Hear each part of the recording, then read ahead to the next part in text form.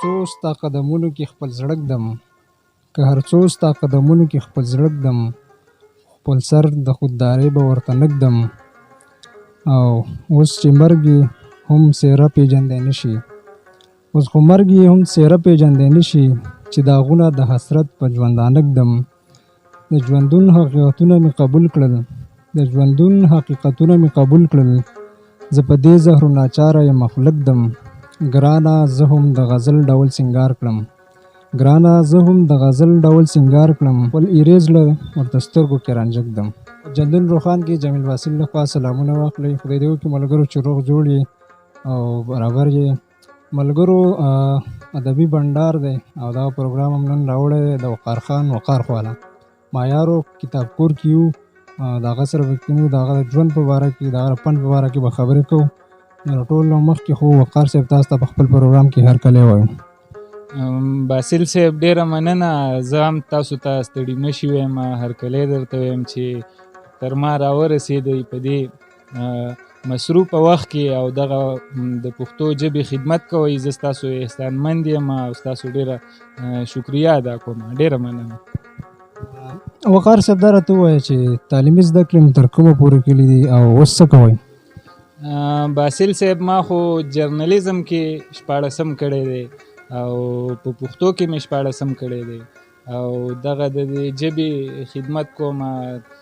د ریاض تسنیم صاحب شعر دی چې زیان مې لیده ولې بیا هم مې عاشقي کوله، زیان مې لیده ولې بیا هم مې عاشقي کوله، خلکو پیسې ګټلې مونږ به شاعري کوله. نو دغه د شاعرانو خدمت کوم، د شعر و شاعرۍ خدمت کوم. په معیارو کې مې دغه کتاب کور په نوم باندې یو وړوکی ځای دی چې هلته د ادب او د کتابونو لوستونکي راځي او بس د هغې سره مې دغه ژوند تېرېږي. ډېر شکر دی. یقینا ملګرو تاسو به ګورئ چې په دې مصروفه دور کې د پښتو خدمت کول او داسې لایبرري کولول دا یقینا ډېر ګران کار دی. وقار صاحب دا راته ووایه چې تر کومه پورې مطلب څومره شاعري م کړي، د څو کتابونه چاپ د مونږ ته خو پته ده، خو بهرحال ملګرو ته ووایه. باسل صاحب زما خو 2 د شاعرۍ کتابونه چاپ دي. ړومبی مې د خمارونو په لار په 2013 کې چاپ شوی دی او اوس مې ملنګ غوندې سړی دی 2م کتاب د شاعرۍ راغلی دی. نو دغه مې د شاعرۍ هغه چاپ کتابونه دي. ناچاپ مې تذکرې او تاریخ د جندول هغه شته د خیره سره، هغه به هم زر به چاپ کېږي انشاءالله. ډېر ښه. یقینا ملګرو دا کتاب دی ما خو لا نه دی کتلی، خو امید کوم چې ښه شاعري راوړي، معیاري شاعري راوړي. تاسو هم وګورئ دا کتاب. وقار صاحب دا راته ووایه چې جندول ادبي ټولنه کې ستاسو ډېر کم دغه کېږي او کاروان کې اکثر تاسو لیدلی شئ، دا څه وجه کیدی شي؟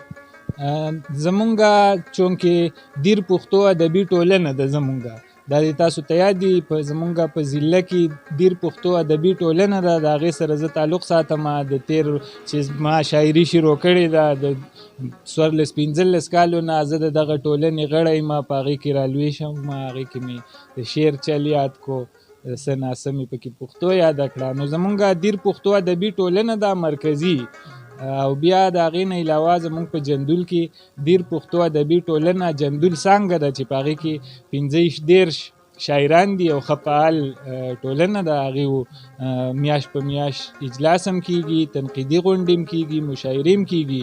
نو زما تعلق د دیر پښتو ادبي ټولنې سره دی، د بل کوم تنظیم سره زما تعلق نشته. ډېر ښه. وقار صاحب راځو به مینوال له به ښه کلامونه هم کوي، نو داسې په زړه پورې کلام را سره شریک کړي نو مینوال به خوشحال. ډېره مننه. یو ځل بیا ستاسو او څه دغه مات ګوډ شعرونه دي چې ما په ځان باندې لیده د تاوان ټکې، ما په ځان باندې لیده د تاوان ټکې، چې په تا مې خوده د جانان ټکې. بس خو سمه زندګي وه باچایي وه، بس چې نه وی دغه یو د ارمان ټکې. او ما د خدای چرته د چا په شانتي نه کړي، ما د خدای چرته د چا په شانتي نه کړي، ما له بس دی دغه یو د افغان ټکې. مننه. دا سړی جوړې زمانه خبر نه دی، دا سړی جوړې زمانه خبر نه دی، یادوي راته هر وخت د زندان ټکې. کاش که ټول عمر خندا وې خوشحالۍ وې، کاش که نه وی چېرته یو د خفګان ټکې.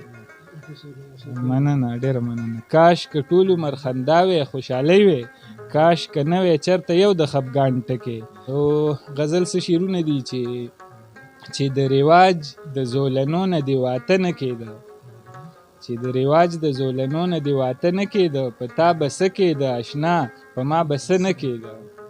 چې د رواج د زولنو نه دې واته نه کېده، په تا به څه کېده اشنا په ما به څه نه کېده.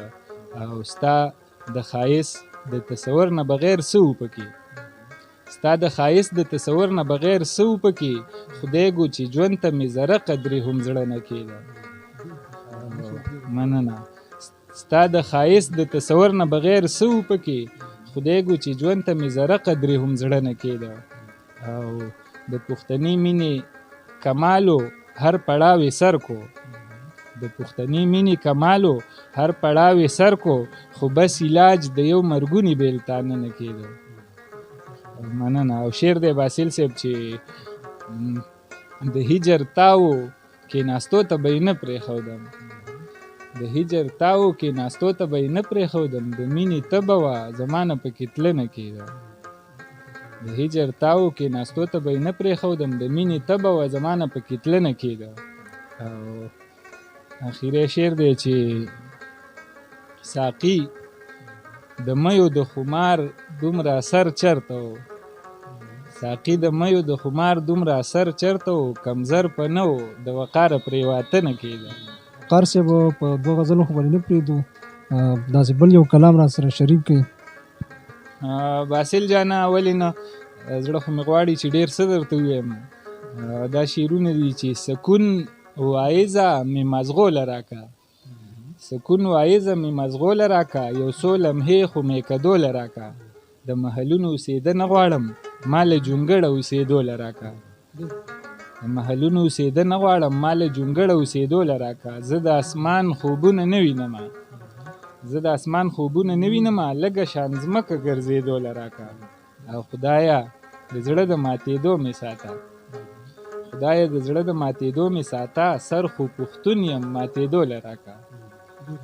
څو لیوني راله مستۍ له راکه. دا شعر دی تاسو ته ډالۍ او زمونږ د پښتو چې څومره مینان دي دا شعر دی هغوی ته ډالۍ چې څو لیوني راله مستۍ له راکه، څو شازلمي راله پښتو له راکه. په دې سوکړه په دې سوې خاوره یو څو ګلونه ټوکېدوله راکه.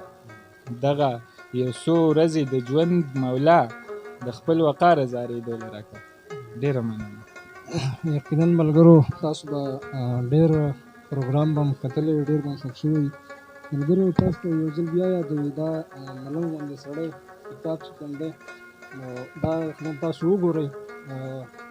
یقین لرم چې ډېر ښه شعرونه به چاپ شوي وي. نو وقار صاحب زموږ د پروګرام وخت ډېر لنډ تنګ وي، په اخره کې خپلو مینوالو ته تاسو څه پیغام ورکوئ؟ باسل صاحب زه بیا د زړه نه ستاسو مننه کوم او ډېر د الله تعالی شکر وباسم چې زمونږ په دې علاقه کې او زمونږ په دې پښتنه خاوره ستاسو غوندې شازلمي شته چې هغوی شاعران پیژني، هغوی قدروي، هغوی خواله ځي، د هغوی تپوس کوي او پروګرام ورسره ریکارډ کوي. لوی میډیا دي، چینلې دي، لوی لوی جرنلیستان دي. زمونږ په دې علاقه کې داسې خلک شته چې هغوی له پکار دي چې د کتاب خاوند، د ادب خاوند هغه ونازوي، خو داسې هغوی نه کوي او هغې دپاره ستاسو غوندې خلک راوتي.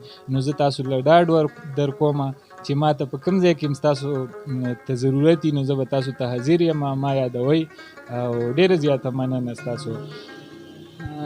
ملګرو یقینا وقار صاحب د ادب سره ډېر زیات لګاو دی، ډېر محنت کوي، هر ځای ته چې ګورو موږ نو دا ځان رسوي. ملګرو انشاءالله را روان وخت کې به بل پروګرام کې به حاضرېږو. تر هغه وخته پورې ما جمیل باسل سره د کیمرامین عزیز الله راکړي اجازه چې چېرته مې ښاد آباد او بریالي اوسئ. الله په امان.